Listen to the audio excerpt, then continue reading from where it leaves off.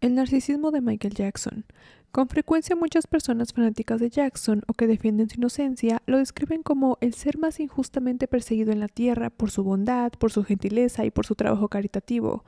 Básicamente algunos llegan a pensar en él como demasiado bueno para este mundo, casi como si fuera la segunda venida de algún salvador religioso o algo por el estilo, con una idealización extrema y fantasiosa de su imagen que en última instancia permite explicar la negación y escepticismo sobre las acusaciones de abuso sexual.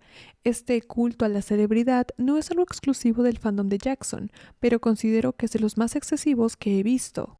Esta idealización desemboca también a tener un pensamiento de culto, es decir, calificar inmediatamente como una falsedad todo lo negativo que puedas escuchar sobre él.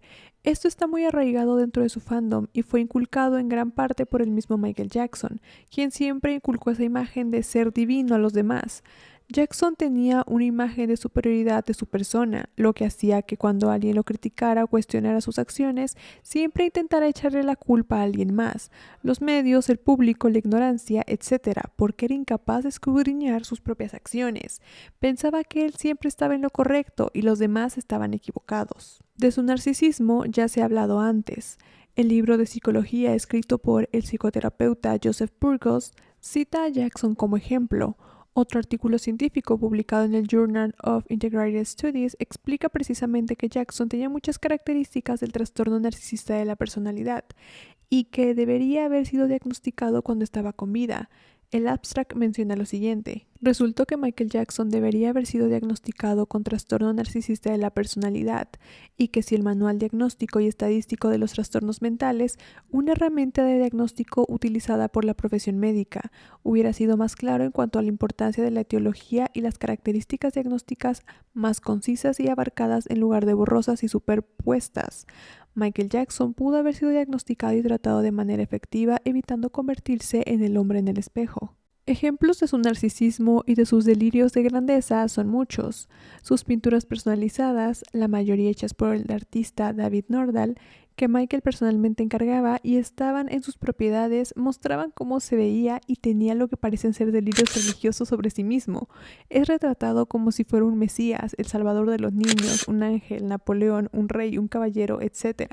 En una de las pinturas parece vestido como ángel pisando un demonio y en otra simula la pintura de la última cena con él en el centro como si fuera Jesús, rodeado de científicos, otros cantantes y personalidades relevantes en la historia. De hecho, algunas pinturas de él, siendo rodeado por niños, han sido comparadas con pinturas propagandísticas de dictadores como Stalin y Mao. Y es que a Jackson le gustaba ponerse a la par de figuras históricas, como cuando previo al juicio de 2005 se comparó a sí mismo con Nelson Mandela. También frecuentemente se comparaba con Gandhi, la Madre Teresa de Calcuta, el doctor Martin Luther King, la princesa Diana de Gales, etc. De los niños con los que se amigaba, los impulsaba a vestirse como él para que lucieran como versiones pequeñas de él, y nombró a cada uno de sus hijos con su propio nombre: Paris Michael Jackson, Prince Michael Jackson y Prince Michael Jackson II. En 1995, parte del plan para promocionar el álbum History provino del propio Jackson. Según se informa, cuando los ejecutivos discográficos le preguntaron qué pensaba que se podría hacer, Jackson les dijo: construyan una estatua de mí. Sony no solo construyó una estatua de Jackson, sino que construyó 9 de ellas, cada una de unos 32 pies de altura, con Michael vestido con un atuendo militar, bandolera cruzada sobre el pecho, puños a los costados, mirando a lo lejos. Se colocaron estratégicamente en ciudades europeas en junio del 95. Mucho peor fue el taster de ese álbum, con una clara alusión a la Alemania nazi y presentando a Jackson como si fuese el Führer, video que algunos dicen está basado libremente en la película de propaganda nazi de 1934 de Leni Riefenstahl, El triunfo de la voluntad. El video es puro engrandecimiento propio a través de una representación sorda de algún tipo de culto fascista a la personalidad, y no hay ningún tipo de autoconciencia o crítica. He visto a algunos fans afirmar que es una crítica, cuando en realidad es más una oportunidad para Jackson de mostrarse como un ídolo de masas. Lo peor es que cuando se le cuestionó sobre el video, Jackson dijo que se trataba sobre amor. Amor a sí mismo, seguramente. Su presentación durante los Brit Awards de 1996 fue por mucho una de las actuaciones más extrañas y uno de sus más claros ejemplos de delirio sobre sí mismo. La presentación en sí rayaba en la blasfemia, ya que apareció como una figura casi como la de Jesucristo cantando la canción Earth Song y con niños pequeños abrazándolo. Escena que muchos consideraron inapropiada, ya que solo habían pasado 2 años desde los primeros alegatos de abuso sexual, y algunas personas, parte del espectáculo, también le besaban la cabeza y se arrodillaban ante él mientras él hacía una postura simulando ser crucificado. Hubo algunos en la audiencia que se sintieron ofendidos por esto, en particular el cantante Jarvis Cocker, que estaba un poco ebrio, pero estaba particularmente disgustado, así que Jarvis protestó subiendo al escenario, moviendo el trasero y fingiendo que se había tirado un pedo. Después del incidente, Cocker fue entrevistado por un programa de televisión de los 90 y él explica lo siguiente. So, can you describe, Jarvis, the moments leading up to the Michael Jackson moment? Sorry, can I take you through the moments leading up to it?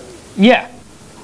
I was just sat there, and watching it and feeling a bit ill because he's there doing his Jesus acts. And I could kind of see, it seemed to me that there was quite a lot of other people who found it quite distasteful as well. Yep. And I just thought, stage is there, I'm here. You could actually do something about it and say, this is a load of rubbish if you want. And Candida, our keyboard player, kept saying, oh, you'd never dare do it though, would you? All right, oh well, just to show up, just to be out, and that's all it is. So you thought a protest in your zip cardigan would do... Jarvis fue arrestado bajo las acusaciones de que había empujado a unos niños cuando subió al escenario, pero los cargos fueron desestimados 3 días después, cuando el equipo de cámaras del cantante David Bowie sacó al aire los videos, demostrando que no había sucedido eso. El sentimiento general del público se puso del lado de Cocker. Brian Eno, compositor y productor musical que estuvo presente durante el espectáculo, dijo: Jackson también insistió que para los VMAs de 1991 y siguientes apariciones en el canal de MTV se refirieran a él como el rey del pop, apodo que ya se había puesto de moda en la prensa en los años 80, aunque su productor Larry Stessel confirmó que Jackson había sido el que se lo había inventado en primer lugar. Esto fue confirmado por varios productores musicales, algunos del equipo de Jackson, como Steve Isaacs, Adam Curry, Kevin Seal y Larry Stessel, en el libro I Want My MTV: The Uncensored Story of the Music Video Revolution. Adam Curry, de hecho, también agregó que en una ocasión tuvieron que volver a hacer las tomas de un especial de fin de semana de Jackson porque no se refirieron a él con ese apodo en las primeras. Encontraba placer, a falta de una mejor palabra, a las exageradas adulaciones y adoraciones de sus fans, obviamente porque le inflaban el ego y lo seguían incondicionalmente. Previo al juicio de 2005, en enero de 2004, se subió al techo de un carro para que sus fans lo adoraran y cantaran junto a él la canción de protesta que escribió el fiscal Tom Schnedon, DS. Lo más inquietante es que la canción termina con la frase «debe ser detenido» y le sigue el sonido de un disparo. ¡Qué mensaje tan sereno de paz y amor! También tendía a priorizar sus problemas sobre los demás.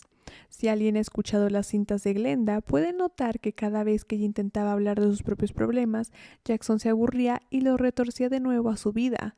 Las cintas son horas de este hombre hablando de sí mismo y sus problemas. En la entrevista a Barbara Walters en el 97, transformó la muerte de la princesa Diana en una narrativa egoísta sobre él, siendo acosado por la prensa y cómo podría haber sido él.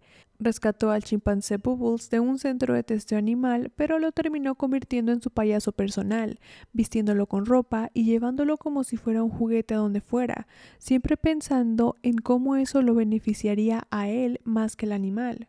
They Don't Care About Us se supone que es una canción de protesta contra el racismo, pero parece más una estrategia publicitaria para defenderse de las acusaciones de abuso sexual de 1993. La canción, de hecho, abre con la línea «No te preocupes por lo que diga la gente, sabemos la verdad», dicha por un niño, y toda su retalía de que le preocupaban y quería ayudar a todos los niños necesitados del mundo era en realidad una excusa para poder acercarse a niños y de paso mostrar una imagen caritativa ante el público, estrategia usada por cientos de pedófilos. La película de 1988, Moonwalker, producida por él mismo, también es un claro ejemplo de lo que hemos venido discutiendo. Es una película que no tiene un plot definido, solo secuencias unidas una con otras basadas en sus sencillos más exitosos hasta esa época. La primera gran parte es una pieza dedicada a lo increíble que es Jackson, cantando Man in the Mirror e imágenes de personas como Gandhi y Jesús apareciendo en la pantalla junto a él, seguidas de un collage de artículos periodísticos sobre él y un montaje de lo increíble que ha sido su carrera. Para ser breves, toda la cinta se enfoca en mostrar a Jackson como un superhéroe a los niños protagonistas de la historia, además de los obvios tonos narcisistas de él, presentándose a sí mismo como un talento musical increíble y como una persona mágica que es esencialmente un dios para los niños. También tenemos el hecho de que escribió su propia fantasía y la presentó al mundo esperando que el mundo la disfrutara tanto como él. La película terminó recibiendo críticas mixtas, quizá porque en ese momento no se entendía cuál era el propósito de la cinta. Claro que ahora es mucho más claro. Si todo esto no son ejemplos de narcisismo, entonces no sé qué son. Quizá gran parte de la manera en la que Michael Jackson era se debía a cómo fue criado, al hecho de ser abusado en la infancia, por lo que sabemos verbal y físicamente, y a su entorno familiar. El hecho de crecer desde muy temprana edad como una persona famosa magnifica el perder control de su personalidad y empezar a ser adicto a la admiración de las personas. No por nada Hollywood y la música pop está lleno de narcisistas. Crea así una situación perfecta para que alguien desarrolle trastornos de salud mental o trastornos de la personalidad. El artículo que mencioné al principio del video también toca ese tema. Pinsky y Jung determinaron que el narcisismo es una disfunción profunda y compleja, cuyos problemas tienen sus raíces en una infancia traumática. Esos problemas no se tratan de manera efectiva con terapia psicotrópica, sino al comprender la etiología de uno. Al analizar a Michael Jackson parece evidente que parecía de trastorno narcisista de la personalidad. Michael Jackson pasó su vida transformando a sí mismo para reflejar su reflejo idealizado. La búsqueda de ser el reflejo idealizado se formó durante la infancia de Michael como resultado de su crianza.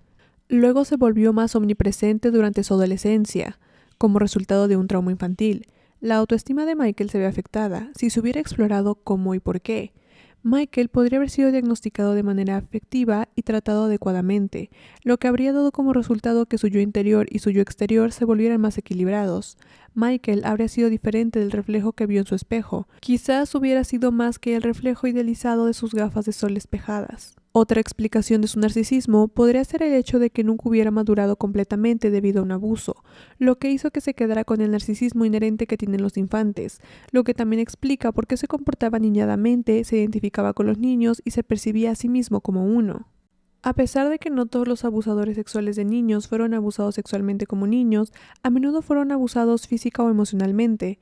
Todos nosotros somos inherentemente narcisistas como niños, y como el centro de la atención de nuestros padres, recibimos abundante amor y confirmación. Durante la infancia, hacemos la transición normal del narcisismo de la infancia a un estado más maduro en el que adquirimos un nivel de confianza, admiración propia y amor por nosotros mismos. Se ha sugerido que las víctimas de los diferentes tipos de abuso infantil pueda que tengan este proceso de crecimiento psicológico normal interrumpido. El abuso puede crear una dependencia adulta en otros para esta importante parte del bienestar psicológico. Estos individuos tienen una imagen de sí mismos aniñados y continúan actuando de manera egoísta y gratificante como lo hace un infante, con la diferencia de que su indulgencia en el sexo con los niños está lejos de ser no inofensiva. La principal fuente de gratificación del ego para el pedófilo es el afecto y la admiración obtenidas de los niños, contrario a la mayoría de nosotros que derivamos ese significado de otras relaciones adultas o del trabajo. Algo que creo que vale la pena mencionar es que la pedofilia también puede presentarse junto con otros trastornos psiquiátricos, aunque estos no son síntomas ni criterios necesarios para diagnosticar el trastorno pedofílico. Por ejemplo, un estudio de Raymond y colaboradores evaluó 45 hombres con pedofilia que participaban en programas de tratamiento para ofensores sexuales y encontró que el 93% presentaba al menos otro trastorno psiquiátrico del antiguo eje 1. El 67% tenía antecedentes de trastornos del estado de ánimo, el 64% de trastornos de ansiedad, el 60% de trastornos por consumo de sustancias y el 53% cumplía criterios para otra parafilia. Respecto específicamente a la personalidad, una revisión señala que aproximadamente el 60% de una muestra clínica cumplía criterios para al menos un trastorno de personalidad. Entre los encontrados estaban el trastorno obsesivo-compulsivo de la personalidad, 25%, antisocial, 22.5%, narcisista, 20% y evitativo, 20%. Sin embargo, esta cifra requiere una precaución muy importante. No significa que las personas con pedofilia sean generalmente psicópatas, sociópatas, narcisistas, etc. Gran parte de estas investigaciones se realizó con personas que ya habían cometido delitos sexuales, estaban encarceladas o habían llegado a programas de tratamiento, por lo que estas muestras pueden ser muy diferentes de las personas con intereses pedofílicos que nunca han cometido un delito. Y aquí es importante distinguir entre pedofilia y pederastia, términos que muchas veces se utilizan como si fueran sinónimos. En el ámbito clínico, la pedofilia hace referencia a un interés o atracción sexual persistente hacia niños prepuberales. Cuando además se cumplen determinados criterios clínicos, puede diagnosticarse un trastorno pedofílico.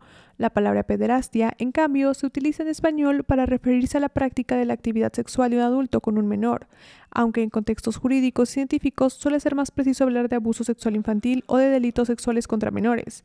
Por lo tanto, una persona puede presentar intereses pedofílicos sin haber abusado sexualmente de un niño, y una persona que comete abuso sexual infantil no necesariamente presenta una preferencia pedofílica.